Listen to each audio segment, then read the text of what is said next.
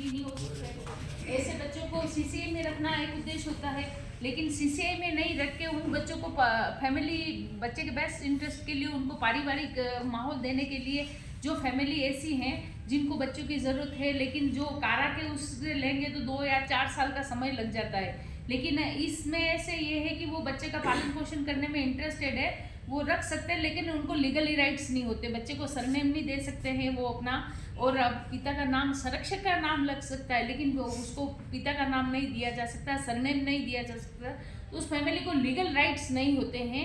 और बच्चा जब तक चाहे, बच्चा चाहे या फैमिली चाहे, या उन दोनों की बॉन्डिंग जब तक अच्छी है, जब तक रह सकते हैं, इसके लिए एक फॉस्टर केयर एजेंसी है जो समय समय पे मॉनिटरिंग करती है। और जब तक वो दोनों आपस में एडजस्टमेंट अच्छा है, तब तक वो 18 साल की उम्र तक बच्चा रह सकता है। 18 साल के बाद में वो लीगल फ्री हो जाता है, तो उसके बाद वो खुद जहाँ जाना चाहे जा सकता है। तो इस तरह से अपने पूरे भारत में सबसे अच्छा काम उदयपुर में हो रहा है। उदयपुर में आज दिनांक तक 32 बच्चे ऐसे हैं जो फॉस्टर फैमिली में दे चुके हैं।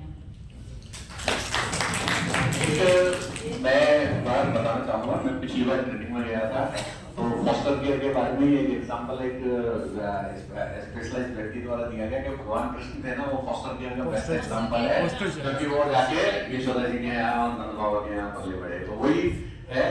तो बच्चा जो लीगली अडॉप्ट नहीं होता, परंतु उसका पारिवारिक रूप से परवरिश हो पाए और पारिवारिक मूल्यों को और समाज की उसको देख पाए, तो उसको एडॉप्शन की तरह राइट नहीं होते। बच्चा एडॉप्टेड नहीं होता, उसकी इंडिविजुअल आइडेंटिटी होती है, लेकिन वो किसी परिवार के साथ, फॉस्टर केयर परिवार के साथ पढ़ता है और रहता है और वहीं अपना विकास करता है।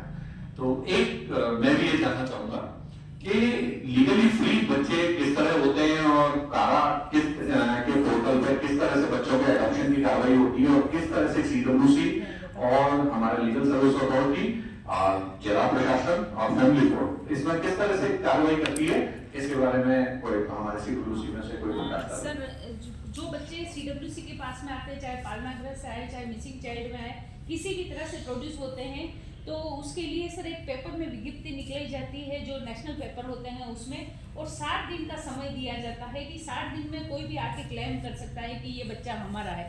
60 दिन के ड्यूरेशन में अगर कोई आके क्लेम नहीं करता है, तो उस कंडीशन में संबंधित थाने वाले हमारे को एनओसी दे देते हैं कि इस बच्चे के लिए किसी ने आके क्लेम नहीं किया। उस एनओसी के बिहाव पे कारा के पोर्टल पे उसको रजिस्टर्ड कर दिया जाता है। फिर पोर्टल पे रजिस्टर होने के बाद फिर अप्लाई किया किसी व्यक्ति ने, फिर उसके बाद क्या क्या क्या फॉर्मेलिटीज रहती हैं, क्या लेने वाले की योग्यता होनी चाहिए कि उसको वो कारा के पोर्टल पर अप्लाई कर सके? हर कोई व्यक्ति तो नहीं कर सकता। उसके बाद में सीडब्ल्यूसी का वैसे रोल खत्म हो जाता है, लेकिन फिर भी मैं ऑफिशियली बताना चाहूंगी कि वो कारा के उस पर फैमिली जो लेना चाहेगी बच्चे को, वो भी अपने आप को रजिस्टर्ड करेगी, और जो बच्चा देना है अपने को, वो उसको भी रजिस्टर्ड करेंगे। तो वो अपने आप से मैचिंग हो जाता है। जैसे आज की डेट में 6,000 फैमिली है जो बच्चे को लेना चाह रही है, लेकिन उसके बदले में बच्चे मुश्किल से अपने पास 2,000 ही है।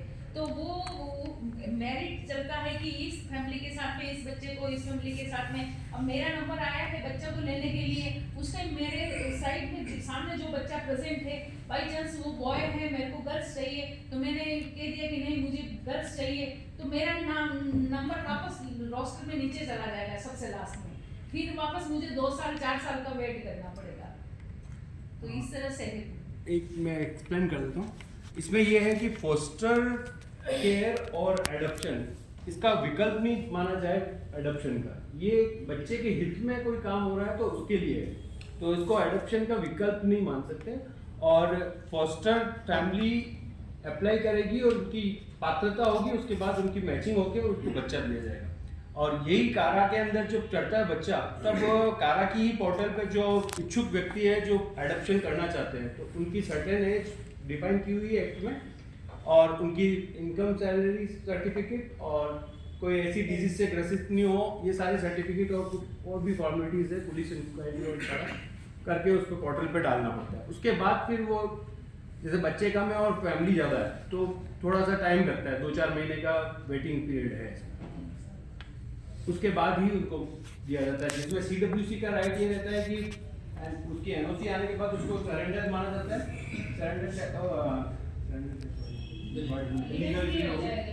उसके बाद जो फैमिली आती है उनको CWC द्वारा ही हैंड ओवर किया जाता है।